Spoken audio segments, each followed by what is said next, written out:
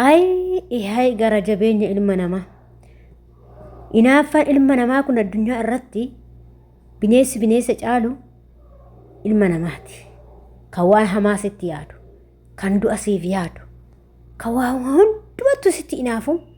ilma namaati addunyaa kanarraa. Ilma namaarraa fagaadhu. Ilmi namaa kamiyyuu gaarii siif yaadu. Du'a malee. Ashamaa akkam jirtu hordoftoota kabajamtoota chaanaala kootii kan biyya keessaa kan biyya alaa bakka jirtanitti nageenyi waaqayyoo isin haa baay'atu isiniin jecha akkam jirtu an obboleettiin keessa nagaa guutuun qaba isiniin jecha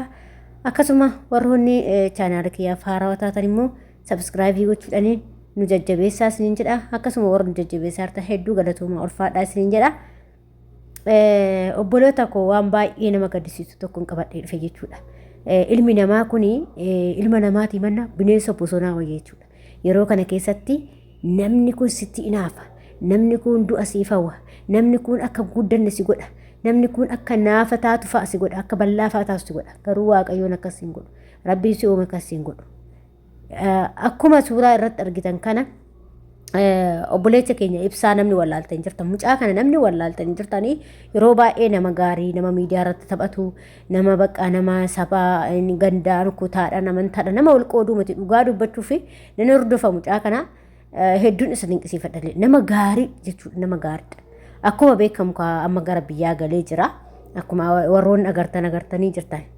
Innaa ganni biyya galee boodatti Video kana kiraarii du'aat irra kaan dhugaa waaqayyoo obboloota koo namni agartanii namni agarra jechuudha. Narrifadhe gaafan argu kaleessuman argee narrifadhe video kana wannoo kana argee narrifadhe inte mucaa silaa biyya galee maatti farrisu edaa inta ilmi namaa kuni akkam ana jaalachuu dhabaaf keessattuu shamarran wanni akkanaa kan hojjetu maqaa hin taane baafatte mucaa kanarratti kan waan akkanaa hojjettu shamara jechuudha. Shamara dhugaas hin jedha shamara malee dhiiraa miti. Dhiirri walirratti waan hamaa yaadu nuti shamarranii kanatu dhiirarratti waan hin taane yaade jechuudha. Akkam na jaalatuu dhabeef akkam maakii jaalataaf akkasitti nama kanarratti mucaa kanarratti kiraarii du'aa gootee barreeffama irra gootan. Shamara wanni kun shamara dhugaas hin jedha shamara maqaa biraa moggaafattee jechuudha. Dhugaa hedduu takkan gadde jechuudha hedduu takka nama gaddisiisa. Wanti ijoolleen keenya hojjechaa jiru. Miidiyaa kanarratti wanta gaariin agartu wanta du'aa fi bakka addunyaa kanarraas balleessuuf si barbaadu malee namni gaariin addunyaa annoo kanarra hin jira jettee yaadin. Miidiyaa kanarras addunyaa kanarra hin jira. Ilmi namaas balleessuudhaaf halkaniif guyyaa tattaafata. Mee mucaan kun abbaa fedhe haa jaalatu fedhii isaati na jaaladhu malee hin ta'u jettee shamarran amma mucaa kanarratti kiraarii du'aa irratti bante ara abbaan kiraarii kan irratti bante garuu shamara natti fakkaate dhugaa waaqa shamara malee dhiirri akkatti walitti innaafu dhiirri maali isaa itti isatti naafaa miti kan itti naafi shamarri maaf na dhiisa maaf nan jaalanne ana maana jaalachuu dida jettee shamaratu mucaa kanatti naafe waan akkanaa kan irratti hojjete jechuudha. Dhugaa dhiiraa miti dhiirri dhiira waan ta'eef dhiira irratti waan akkasii hin deemu jechuudha. Inna bakka isaa ati kiraarii goote irratti kan kee kiraarii haa ta'u obbo Rabbi har'a mucaan kun oduu haadha bira jiraachuu baate hangam tokko maatiin isaanii rifata hangam tokko harmeen isaa rifatti hangam tokko obboleettiin isaa obboleewwan isaa rifatti abbaan isaa hangam tokko rifata garuu mucaan kun biyya galee jira maatii isaa bira jira warra agartanii jirtan yeroo laayivii irratti dhufee jira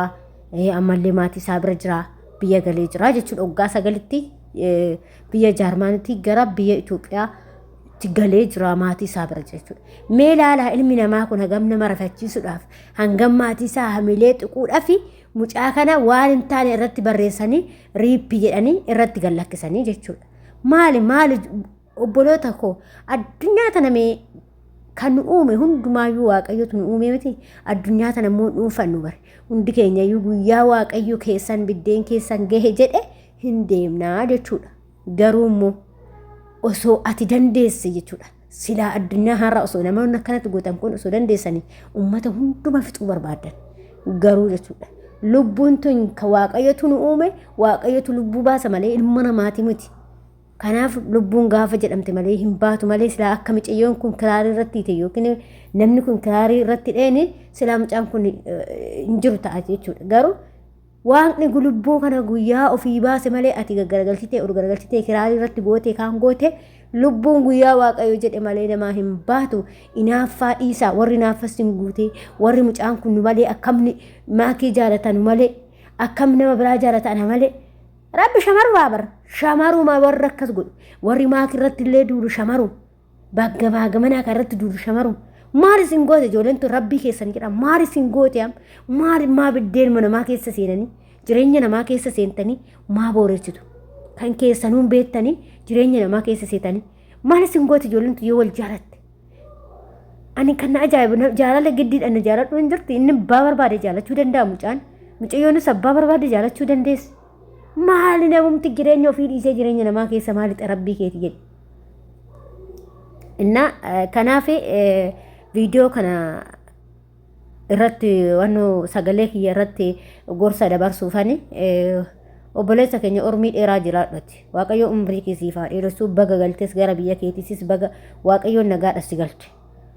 inaaftuu dhiisaa inaaftuun dhagahinaa dhuguma inaaftuun biyya akka ijoollee irratti hojjetanii qalaa silaa ijoollee addaan baasuu turani garuu mucaan kun nama mucayyoo waan taane kana gagguuran suuraa minaamina kana gadi guurani maakii wanni isheen diraamaa ijoollee hojjette maradee gadi zagazzagan garuu mucaan kun nama gaariidha nama waan akkasii dhaga'uu miti jechuudha mucaan kun nama baay'ee ani dhugaa nama dinqisiifadhu keessaa isa tokkodha jechuudha maaliif osoo dhiira takka taate mucayyoo tanaayyuu hin gataa takkasii jedhe takka qullaa deemte jedhuun takka kaante jedhuun waanuma isaa inaanfuma guggubee akkas godhu rabbiin kiyyaa beeku ammas immoo mucaan biyya galee jennaanii waan kiraarii du'aa irra gootee riiphi jette riiphi sun bakka kee haa bu'u